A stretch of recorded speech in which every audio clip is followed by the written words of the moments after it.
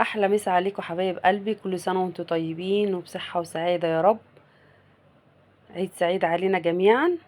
طبعا زي كل عيد، عيد كبير طبعا، عيد اضحى. لازم نعمل الفته بتاعتنا، اساسيه طبعا في العيد. بصراحه انا بحب اعملها في كل الاوقات، بس في العيد اساسي. ما شاء الله تبارك الرحمن، عاملين بقى فته بطريقه عاديه جدا وسهله جدا. ما شاء الله. ده مج الشوربه طبعا اساسي عندي في الوجبه بتاعت الفته، لازم مج الشوربه جنبها. تعالوا بقى نشوف الطريقه مع بعض. هنجيب الحله بتاعتنا. طبعا قلت اعمل الرز الاول عشان طبعا ده اللي بياخد وقت شويه. طبعا معلقه سمنه كبيره، طبعا سمنه بلدي، معلقه كبيره. وهنحط عليها يعني قد حبه زيت صغيرين مش كتير، عشان طبعا الرزايه بتاعتنا تفلفل وتبقى حلوه، لازم سمنه مع زيت. طبعا بس كميه السمنه بتبقى اكتر طبعا من الزيت. اهو ما شاء الله تبارك الرحمن. مع 4 كوبايات من الرز. طبعا غسلتهم كويس جدا وصفيتهم طبعا من الميه. هنقلبهم بقى كويس قوي كده عشان خاطر يتشربوا مع السمنة بتاعتنا. نديهم بقى تشويحة حلوة كده. طبعا هننزل عليهم شوية ملح. الملح ده بقى حسب الرغبة، يعني انت حابة كتير حابة قليل، يعني حسب ما ايه. طبعا انا ايدي متعودة على الملح كده يعني. ورشة فلفل اسود كده برضو مطحون. طبعا هنشوحهم بقى تشويحة حلوة كده لحد ما ريحة السمنة تطلع معانا. وطبعا انتوا عارفين دي الرزاية البلدي، اللي هي الرز الابيض العادي بتاعنا البلدي. فكوبايه كوبايه الرز عليها كوبايه ميه. فدول 4 كوبايات رز، حطيت عليهم 4 كوبايات ميه وشويه صغيره يعني وربع كده. بصوا ما شاء الله تبارك الرحمن، انا بحب اديله تشويحه حلوه كده عشان يطلع مفلفل معانا وكويس. وكل سنه وانتم طيبين وبصحه وسلامه يا رب، وعيد سعيد عليكم جميعا.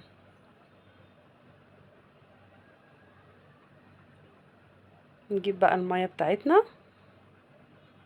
في ناس بتحب تحط ميه من الكاتل مغليه، لكن انا عادي، او شوربه عادي، بس انا جبت ميه عاديه، يعني اللي مستعجل عليه يحط ميه من الكاتل عادي مفيش مشكله. لكن انا حطيت عادي من الحنفيه، وفي ناس كتيره بتسقيها بالشوربه، تسقى الرز بالشوربه.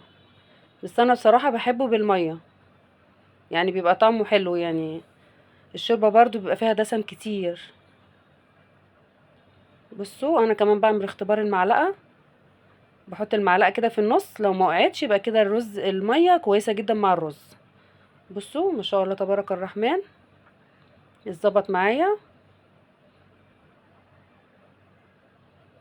كده كده مظبوط. لو وقعت معاكي المعلقه يبقى كده ما ينفعش، يبقى كده اللي عايزه ميه تاني. فطبعا غليت معانا اهو. انا بقى بحب احط الرز بتاعي على الشياطه، واللي ما عندوش شياطه، الشياطه بتاعه الرز بتوطي النار خالص زي الشمع عليه. انا برضو بوطي النار وبحطه على الشياطه. بصوا بقى كده اهو بعد ما استوى معانا. ما شاء الله تبارك الرحمن، ما اخدش معانا وقت خالص، يعني دوبك هو ربع ساعه بعد ما حطيته على الشياطه. بصوا الرزايه برزايتها ومفلفل وجميل جدا. كنت محضره بقى العيش طبعا. في ناس بيحبوا يعملوه بالعيش اللي هو الناشف، الشقق اسمه شقق، وعيش تاني كده مفقع اللي هو الناشف ده. انا بقى بحب اعمله بالعيش الشامي اللي هو زي بتاع اللي هو بيتعمل مع الكشري. بصوا عامل ازاي ما شاء الله تبارك الرحمن، بحب اقطعه كده واقليه في الزيت. بص بيبقى عامل ازاي، وبيبقى تحفه بصراحه، ده زي بتاع المطاعم بالظبط. في ناس بيحبوا يعملوه بالعيش الناشف اللي هي الشقق، وبيحطوه على النار برضو، دي طريقه تانية. وبيشوحوه كده على النار بسمنه وتوم وكده، وبعد كده يطشوه بالشوربه، لكن انا بحبه كده بصراحه. انا جربت دي وجربت دي. طبعا جبت الصينيه بتاعتنا دي، صينيه صغيره عشان انا اولادي ما بيحبوش الحاجه بالشطه. فعملتها بقى كده ولا بالليمون كتير، يعني كل واحد بيحب بطريقه شكل. فانا عامله يعتبر حاجه صغيره تكفي فردين بس. حطيت طبعا ليمونتين، وحبة شطة وحبة كمون وحبة ملح. ما شاء الله تبارك الرحمن، كان طعمها تحفة بصراحة. وطبعا هم عملت لهم بقى كل واحد لوحده، يعني عشان كل واحد بيحب بطريقة تانية. انا قلت اصور لكم بقى الصينية بتاعتي انا واختي. طبعا اختي ربنا يخليها لي ويبارك لي فيها يا رب، بتعايد معايا كل سنة. فدي قلنا انا وهي بنحب الشطة بس. فطبعا جبنا بقى ايه، هي اللحمة هي طبعا بتتسلق عادي خالص.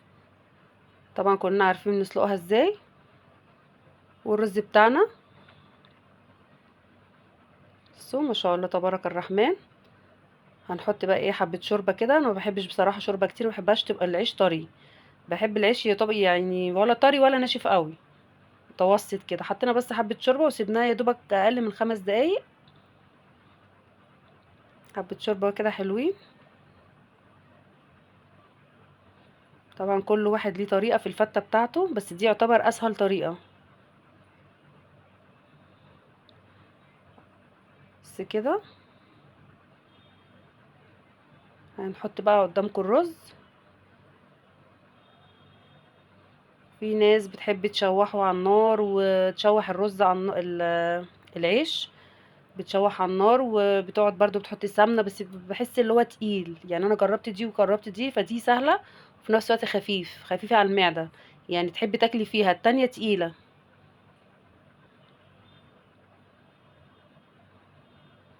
اهو طبعا وعملنا الصلصة. الصلصة طبعا سهلة جدا. قلت عشان ما اطولش عليكم الفيديو. حطينا برضو حبة زيت ومعلقة توم مفروم، انا فرماه في الفريزر. اهي الصلصة اهي معاكم. وجبت 2 كيلو من الطماطم. حطينا عليها طبعا معلقة توم يا دوبك لونها اصفر بس. ونزلت بالطماطم عليها. الطماطم انا بحب اجيبها واخلطها جامد واصفيها. بحب بصراحة اصفيها من التفل اللي فيها، ما بحبش التفل يبقى باين.